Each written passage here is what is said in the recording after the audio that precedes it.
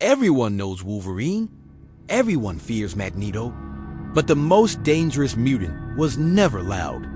He wasn't a berserker or the master of magnetism. He was the quiet, controlled leader standing at the front of every battle. This is the full story of Cyclops, the hero, the villain, and the god-level mutant who is always holding back. Forget everything you think you know about the Boy Scout in blue and yellow.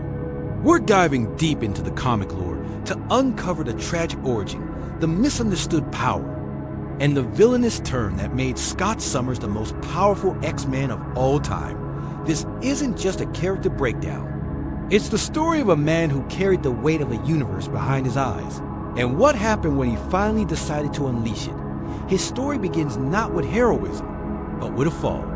Imagine being a young boy, Scott Summers, on a plane with your family. Suddenly, disaster.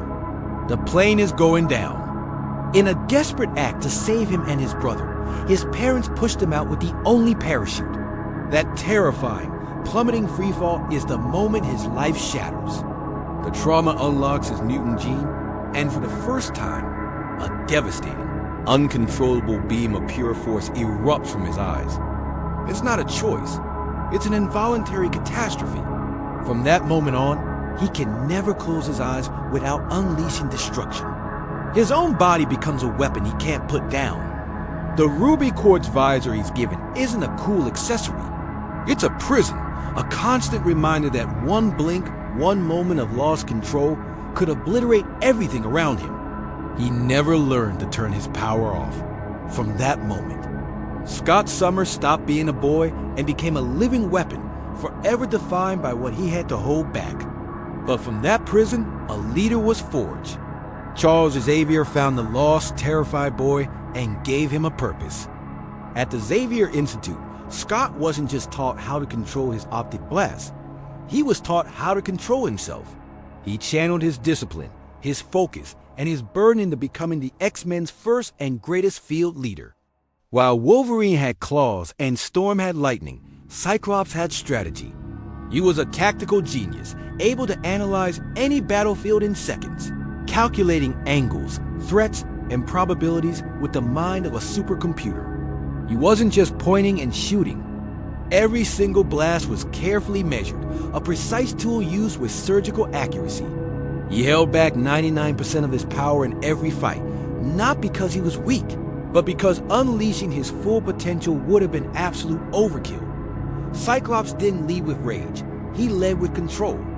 And that control, that constant, unwavering restraint, is what made him truly terrifying.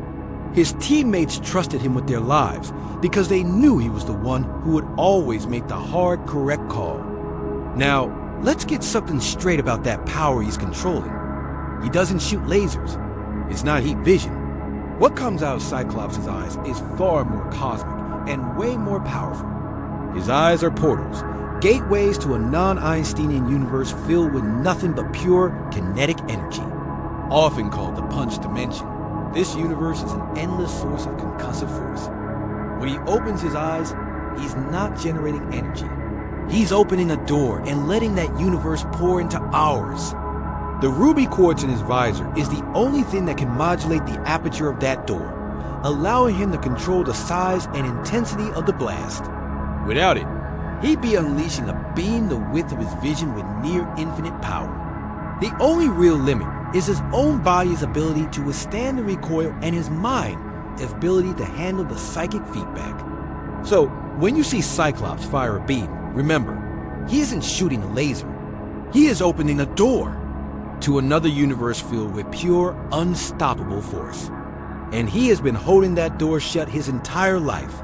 A man can only hold a door against a hurricane for so long before he breaks. And the world gave Cyclops every reason to let go. He watched as the mutant population was decimated, hunted to the brink of extinction. He saw friends die, his school destroyed, and humanity's fear turn into outright hatred and violence. The man who once fought to protect a world that hated and feared him started to question his mission. The lines blurred.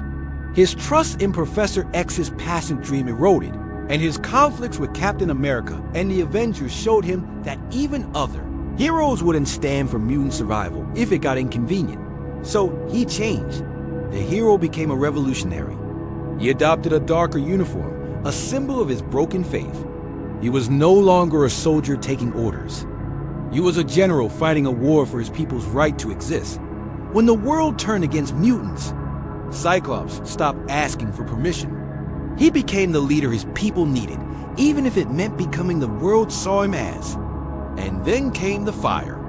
The ultimate power in the Marvel Universe, a cosmic entity of death and rebirth, the Phoenix Force.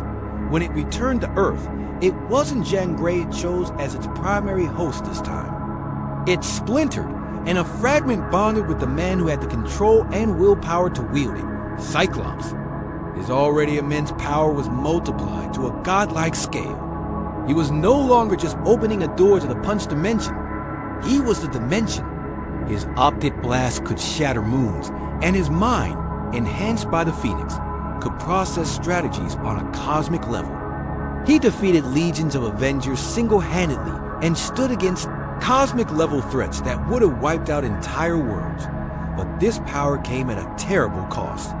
In a moment of tragic conflict, under the Phoenix's corrupting influence, he struck down his mentor, Charles Xavier, with the Phoenix Force. Cyclops didn't just lead mutants. He rewrote destiny, becoming a figure of both salvation and terror. He proved that within the quiet leader, there had always been a god waiting. This was it.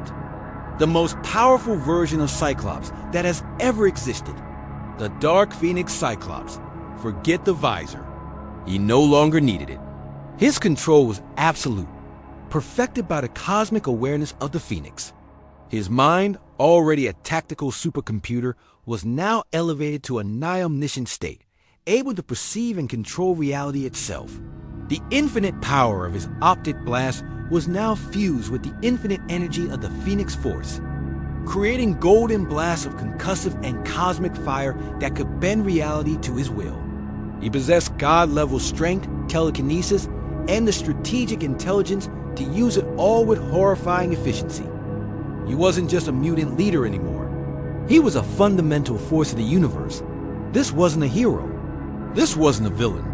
This was a force of nature, a testament to what happens when a man defined by control finally gains absolute power. For a brief, terrifying moment, Scott Summers held the fate of the universe in his hands, and it trembled. So when we look back at his journey, from the traumatized boy, to the heroic leader, to the feared revolutionary, to a cosmic God, one question remains.